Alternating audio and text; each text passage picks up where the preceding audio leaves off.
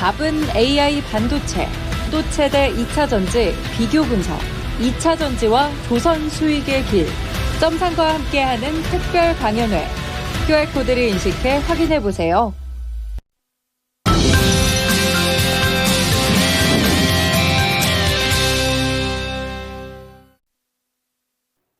네, 다음은 개장 전에 꼭 보셔야 될 중요한 국내외 이슈 정리해드리겠습니다. 모닝뉴스 시간이고요. 뒤에 나와 있습니다.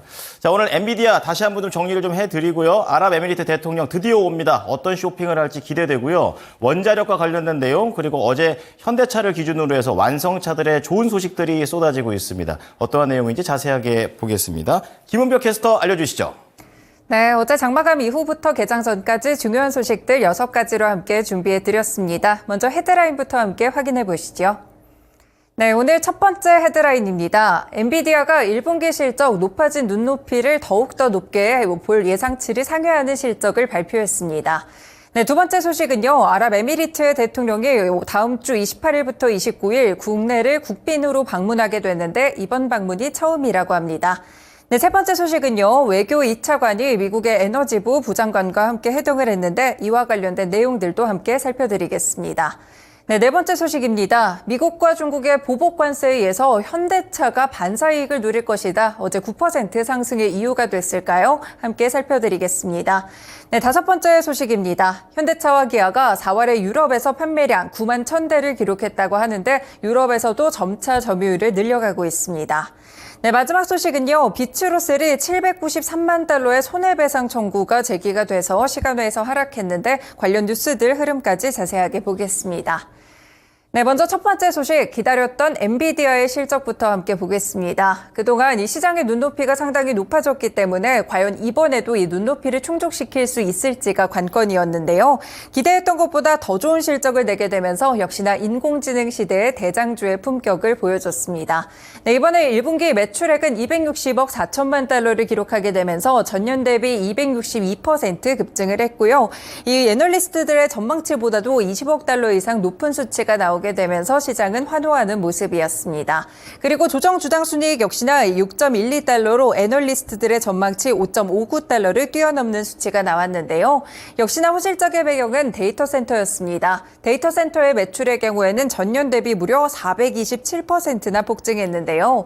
이번에 H백을 포함해서 GPU의 출하가 큰 폭으로 늘었다고 합니다. 이와 더불어서 이번에 깜짝 발표가 있었던 부분이 바로 기존 주식을 10주로 쪼개는 10대1 액면 분할을 발표했다는 소식인데요. 접근성이 강화될 수 있다는 점에서 주가 상승으로도 이어질 수가 있겠습니다. 액면 분할된 주식은 다음 달 10일부터 거래를 이제 시작하게 되는데요. 이 어닝콜 내용들을 몇 가지 보시면 젠슨왕 CEO가 신제품 블랙웰이 본격 생산 중이라면서 다음 성장의 물결을 맞이할 준비가 돼 있다고 이야기를 했습니다. 네, 이렇게 기대감까지 가득 담겼던 엔비디아의 어닝콜 진행 중인데요. 이 관련한 내용들까지 함께 살펴보시면서 엔비디아 이 시간외에서 일단 상승하게 되며 1,000달러 선 드디어 넘어서는 모습들도 있었습니다. 과연 내일 정규장이 열렸을 때 이 1,000달러 선을 잘 유지할 수 있을지가 관전 포인트가 되겠습니다. 네, 국내에서도 관련 밸류체인들 몇 가지가 있는데 물론 SK하이닉스발로 이어지는 여러 가지 소식들이 있겠죠. 한미반도체까지 살펴보실 수 있을 것 같은데 일단은 SK하이닉스 차트 흐름입니다. 지금 보시면 고점까지 상당 부분 올라오게 되면서 어제도 19만 7,700원까지 상승한 모습 눈에 띄고 있는데요. 과연 SK하이닉스 오늘의 엔비디아 실적 호조와 더불어 주가 20만 원 선 돌파할 수 있을지 여부 주목해 보시면 좋을 것 같습니다. 네, 두 번째 소식으로 넘어가 보겠습니다. 모하메드 빈 자이드 알 나흐얀 아랍에미리트 연합국의 대통령이 한국을 국빈 방문한다고 어제 밝혔습니다. 이 모하메드 대통령은 윤석열 대통령의 초청에 따라 다음 주인 28일부터 29일 이틀간 우리나라를 방문하게 되는데요. 일단 아랍에미리트 대통령이 우리나라를 방문하는 것은 이번이 처음 있는 일이라고 합니다. 윤석열 대통령은 모하메드 대통령과 정상회담을 갖고 경제, 투자, 에너지, 국방, 방산, 첨단 기술을 포함해서 다양한 분야에서 이번에 협력을 강화할 것이라고 보고 있는데요. 특히 양국 간 특별 전략적 동반자 관계 심화 방안을 함께 논의할 예정입니다. 윤 대통령은 지난해 1월 한국 대통령으로서 처음으로 아랍에미리트를 국빈 방문하기도 했었는데 일단 한국과의 관계를 특별 전략적 동반자 관계로 발전시키기도 했었고 40조 원 정도를 한국 기업에 투자하겠다라는 멘트를 받아오기도 했습니다. 네, 관련 종목들 확인해 보실 수 있을 것 같은데요. 일단은 얼마 전에 5월 7일 정도의 뉴스가 나왔던 LB 인베스트먼트, 이 펀드로부터, 이 아랍에미리트 펀드로부터 상당 부분을 좀 투자받는다, 이런 이야기가 나오면서 어제도 시간외에서 상한가에 도달하기도 했습니다. 그 외에도 원전 관련 종목들 역시나 함께 협치가 기대되고 있는데 우리기술, 한신기계, 보성파워텍까지 어제도 에너지 종목들 흐름 나쁘지 않았습니다. 모멘텀이 남아있는 모습인데요. 우리기술 차트 함께 살펴보시죠. 네, 지금 보시면 원전 관련 차트들 가운데 우리기술 차트입니다. 지금 5월 들어서 굉장히 급격한 급등세를 보이고 있다는 점이 특징인데요. 3월부터 4월 한 단계 올라온 주가 흐름에서 조정을 거치고는 했지만 현재 구간 상당 부분 가파르게 올라온 모습 관측이 되고 있습니다. 네, 어제장에도 거의 신고가 터치가 나오게 되면서 2215선까지 올랐다가 종가는 2070선으로 잡혔다는 점 확인되고 있습니다. 네, 원전과 관련해서는 다음 소식도 함께 살펴보실 텐데요. 이 외교부 강인선 제2차관이 오스트리아 빈에서 열린 제4차 핵안보 국제회의 참석계기에 데이비드 터크 미국 에너지부 부장관을 만나 핵안보와 원자력 분야의 협력 방안을 논의했다고 어제 밝혔습니다. 양측은 현지 시간으로 21일 진행됐던 면담에서 양국이 핵 안보 분야에서 활발하게 협력하고 있다고 평가하고 협력에 대한 확대 방안을 지속적으로 논의해왔다고 이야기했는데요. 이 강 차관과 터크 부장관은 한미가 원자력 분야의 상설 협의체인 원자력 고위급 위원회의 공동 의장이기도 합니다. 양측은 한수원과 미국의 원전기업 웨스팅하우스 간 현재의 법적 분쟁으로 양국 간 원자력에 대한 협력이 어려움을 겪는 상황에 대해서도 이번에는 의견을 함께 교환했을 것으로 알려지고 있는데요. 그리고 강 차관은 주요 국제기구 대표들과도 별도 면담을 했다는 소식 함께 전해지고 있습니다. 한편 강 차관은 핵안보 국제회의 기조연설을 통해서 한국은 국제사회의 핵테러 예방을 위한 핵안보 강화 노력에 계속적으로 동참해 나갈 것이라면서 IAEA의 한화로 봤을 때 27억여 원을 지원하겠다고 밝혔습니다. 네, 이뿐 아니라 한국이 우크라이나 원전 안전과 안보 지원, 국제교육훈련 프로그램 개발 협력이나 소형 모듈 원자로 관련해서 핵안보 의제의 논의에도 적극 참여할 것이다라고 이야기를 주기도 했습니다. 네, 앞서서 보신 원전 관련 종목들까지 함께 연결해서 체크해 보시면 되겠습니다. 네, 네 번째 소식입니다. 현재 미국과 중국이 벌이던 무역 전쟁에 유럽연합까지 참전이 가시화되면서 국내 기업들 크게 반사이익을 받지 않을까 분석 기사 살펴보겠습니다. 이 미국이 이후에 동참을 강력히 요구한 데 따른 것이라고 볼 수 있겠는데요. 현재 중국이 미국이나 유럽산 대형 차량에 대해서 관세 인상이라는 맞불을 예고한 것도 국내 기업에게는 호재로 작용할 가능성이 높습니다. 중국 수출이 늘어날 가능성이 생겼기 때문인데요. 지금 강대국 간 무역 전쟁이 확산할 경우에 자동차를 넘어서 배터리나 태양광 패널까지도 전반적으로 수혜를 받을 수 있을 것이라는 분석입니다. 유럽 통계청에 따르면 지금 중국산 전기차의 유럽 시장 점유율이 19.5%에 달하고 있는데요. 이에 반해서 국내에서는 하이브리드 차에 대한 수출이 약간은 유럽 시장에서 부진한 편입니다. 일단 유럽 관련해서 보시면 자동차 업계 관계자는 7월로 예정돼 있는 EU의 중국산 전기차에 대한 상계 관세 부과 계획이 현실화됐을 때 한국 자동차 가격의 경쟁력이 높아지는 만큼 유럽 판매에도 큰 도움이 될 것이라고 보고 있는데요. 그리고 여기 앞에서 보신 대로 태양광 패널, 이 관련해서 또 풍력 터빈까지 친환경 에너지 사업도 국내에서는 호재성 뉴스가 될 수 있겠습니다.